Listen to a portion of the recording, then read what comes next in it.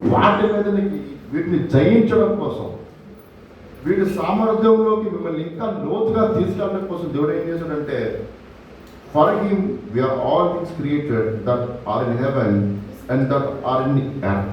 ఏంటి చూడండి, ఇక్కడ పరలోక రాజ్యములో ఏవైతే ఉన్నాయో అవి భూమి మీద పనిచేస్తాయి ఖచ్చితంగా. అందుకే దురాత్మలు శుక్రుడి మీద ఉండవు, దురాత్మలు చంద్రుడి మీద ఉండవు, దురాత్మలు స్పేస్లో ఉండవు. ఉన్నాయేమో ఆమె దురాత్మలు అక్కడ ఉంటాయి, భూమి మీదే ఉంటాయి. అండ్ అమ్మగారు వచ్చి భాషలు లేవని చెప్తారు, అదొక దురాత్మ. మళ్ళీ చెప్తున్నాను, ఎందుకు అది చంద్రుడి మీద చెప్పగలరా? చంద్రుడి మీద ఎవరు ఉంటారా? ఇక్కడ భాషలు లేవని చెప్పగలరా?